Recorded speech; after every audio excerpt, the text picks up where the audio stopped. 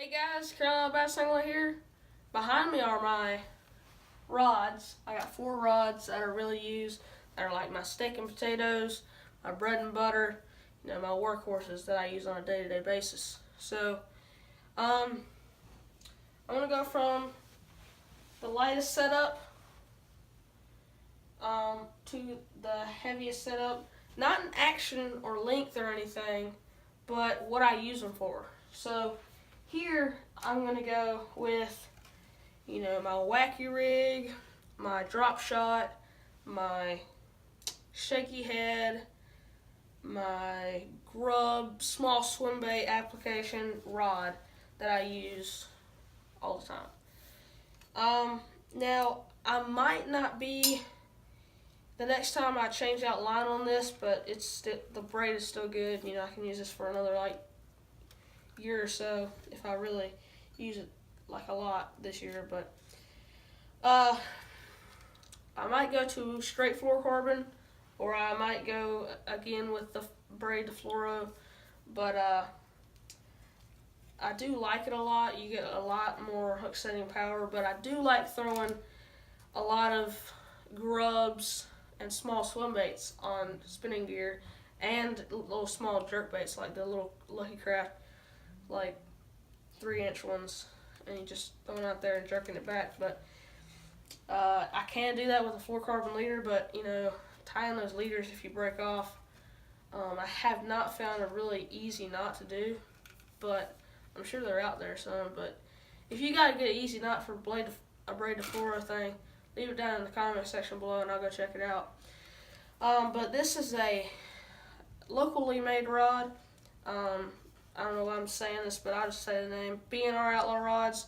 I don't know if they're still in business anymore, but I just got this from my grandpa. He said it's a good spinner rod for bass. And I also got, the old discontinued stradic. So I'll put all these rods down in the description. Got 15-pound braid to about a 8-pound fluorocarbon leader on there. I don't got the leader on here yet, but I put all my rods and stuff in this rod holder that my grandpa made. It's really nice. My dad made these cutouts of this type of foam, and so they don't fall out, and just works great. Next one here is my crankbait, topwater, and jerkbait rod. Just an awesome setup here. Really light too. So got a Berkeley lightning rod here, 6'6" medium. I can really whip those medium-sized crankbaits out there. I like my crankbaits to be really heavy. I like to bomb them out there. But plus, these Lews reels are really good for casting light baits. And I had this on my spinnerbait rod, which I'll show you next. But that other reel that I had on here, it's better. It don't hold a lot of line, and I can just use this BB1 and really crank really good. And this is made for cranking, and it's got that multi-stop anti-reverse right there. So if I get a bite, go like that, let some line out, crank back on them, and get good. So usually throw 12-pound mono on here. Really like that stretch for crankbaits. And plus, this is my topwater rod, so I don't like to use fluoro on topwater. And braid, I don't really like braid to fluoro on cranking. I'll go ahead and put this on here. Next one here, I have a Duckett Ghost 7-foot medium heavy. I found out I was going to use this for jigs and worms and stuff like that, and swim baits and stuff, like soft plastic swim baits like the Kitex and the Jackal Rhythm Wave. But I found out this tip action, really works good for spinner baits, and this thing loads up really well to bond those spinner baits and those chatter baits. I got a 6 8-to-1. Really like that 6-speed reel for spinner baits.